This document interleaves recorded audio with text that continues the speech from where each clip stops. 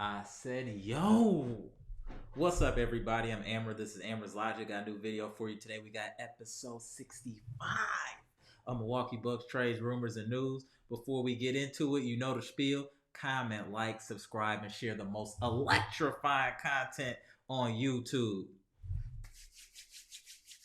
Y'all know what we're here to talk about. What happened at Fiserv Forum today between the Indiana Pacers and the Milwaukee Bucks, where the Bucks were victorious 132-119 after a slow start and a really poor first half, to keep it real. Let's talk about the positives first before we go into things that I saw that were a little bit concerning. Let's talk about the positives. Positives today. First, we had 32 assists. I don't know if I've seen our assist total that high with Giannis in the lineup, respectfully. Ball movement was exceptional in the second half, especially the second half and fourth quarter. Ball movement was exceptional. Jrue Holiday was leading an orchestra out there of providing good passes and dropping dimes. How do we know this? He had 11 assists and only 2 turnovers.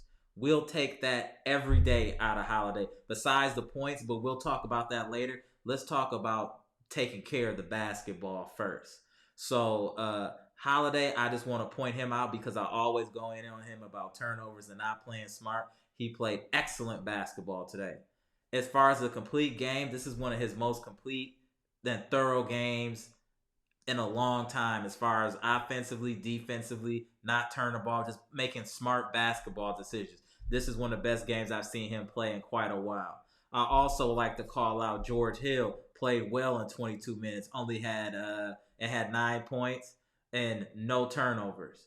What I would like to say, we in the chat, a lot of people, we go in on George Hill, but Tish brought some things to my attention that I have to say were correct. Is that George Hill is a better backup point guard than Jevon Carter. Even though Jevon Carter is younger and all that, George Hill is a more stable player currently than Jevon Carter. Jevon Carter has a lot of peaks and valleys. Defense isn't the same. He just might be in a slump. But for right now, I think George Hill, out of our current roster, is the best option for a backup point guard at this time. He's smart with the basketball, not going to do too much stupid stuff. Again, he might get taken advantage of on defense, but so will Carter. But I trust George Hill a little bit more on the offensive end and to make smart basketball decisions. Y'all let me know if I'm tripping in the comment section or not.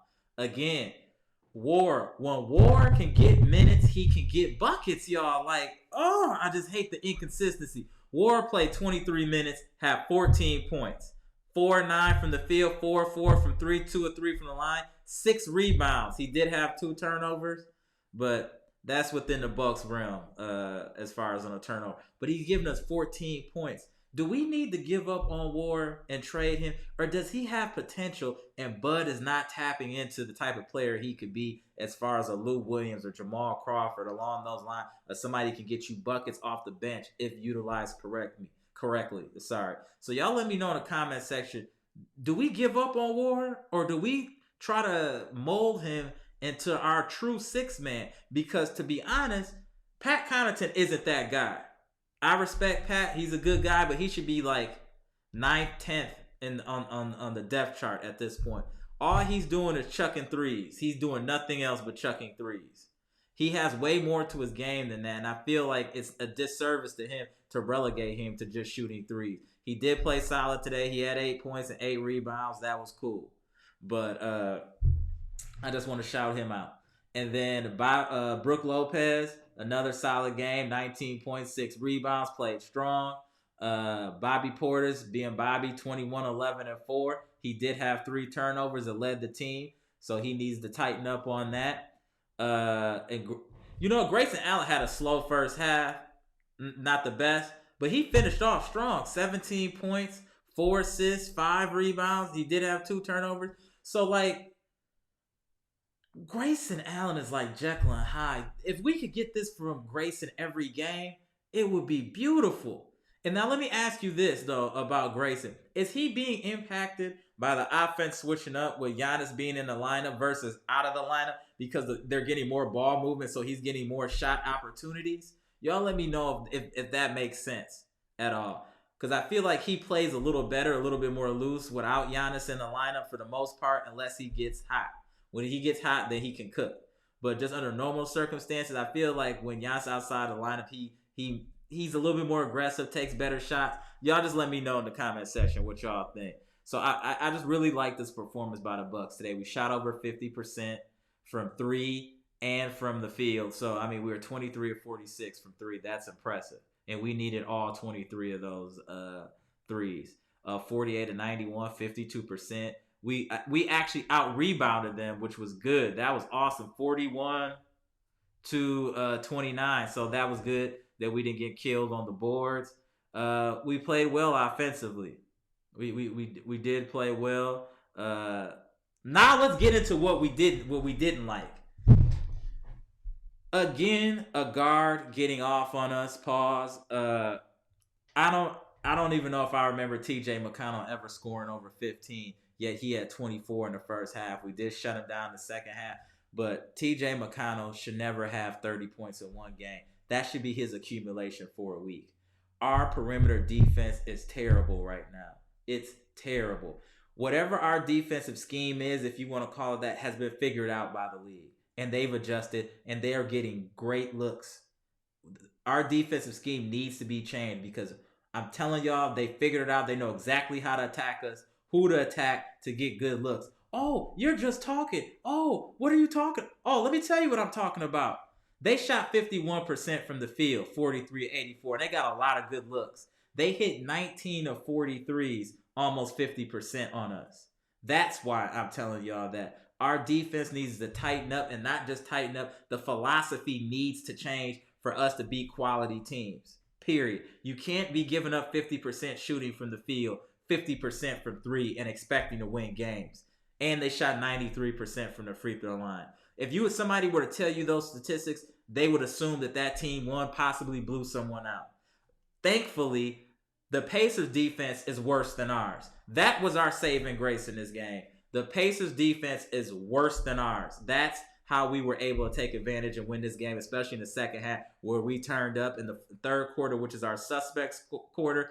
We outscored them by 6, and then we destroyed them by 18 in the fourth quarter. We styled on them in the fourth.